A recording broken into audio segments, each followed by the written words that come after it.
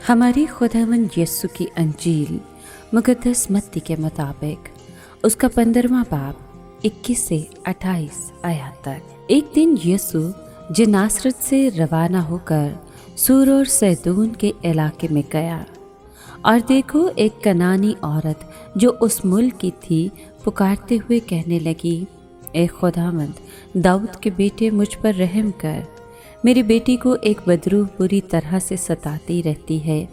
मगर उसने उससे कुछ जवाब न दिया।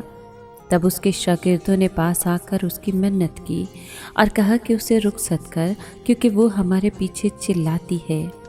उसने जवाब में कहा कि मैं इस्राएल के घराने की खोई हुई भेड़ों के सिवा और किसी के पास नहीं भेजा गया।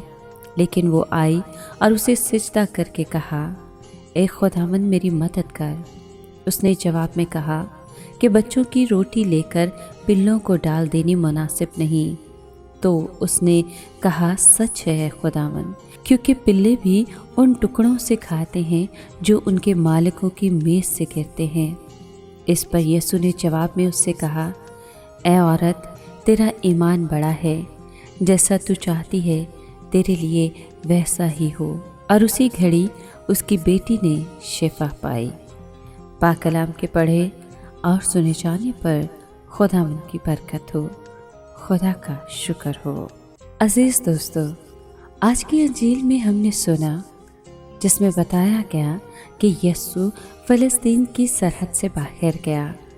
उसके उस औरत से रवैये का मकसद सिर्फ़ और सिर्फ औरत के ईमान को परखना था। आज के कलाम से हमें ये सबक मिलता है कि अगर कोई हलीमे से यस्सु को तलाश करता है, खा वो किसी भी कौम से, किसी भी मुल्क से ताल्लुक़ क्यों ना रखता हो, खुदावंद हमेशा उसकी कदर करता है। यस्सु ने तमाम दीनी, समाजी और माशरती और इंसान की तमाम तर खुदगर्जी की बिना पर कायम करदा दीवारों को फांद कर और हदूद को अबूर करके सबको प्यार किया, छुआ और शिफा दी, आज़ादी, निजात और रिहाई दिलाई, और ये सबक दिया कि मोहब्बत से बढ़ाए हुए हाथ और कबूलियत के एतक़ाद से दूसरों को शिफा और बहाली मिल सकती है। प्यार का फुक़दान और अदम कबूलियत का एहसास ऐसे हाशियाई और ठुकराए हुए लोगों के दुख और अज़ियत को और भी वसी और गहरा करता है। यस्सु हसास है, मेहरबान है, रहीम है, माफ़ी पसंद है, दिल का फ़याज़ और जहन का वसी है।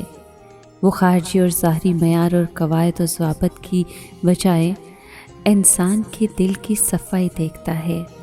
वो उसकी मोहब्बत को देखता है, उसके प्यार को देखता है और उसकी कबूलियत को देखता है। ए खुदावंद, अता कर कि हम अपना एहतसाब करें, अपनी ज़ाहरी नमूद व नुमाइश को छोड़कर हलीमी और फ़रोतनी को अपनाते हुए तेरे पीछे हो लें और तेरे पाक कलाम को समझते हुए इसे अपनी अमली ज़िंदगी में अपनाएं। तुझसे वफ़ादारी का वादा करें ताकि हमेशा तेरे फ़ज़ाइल हासिल करने वाले बन सकें। आमीन।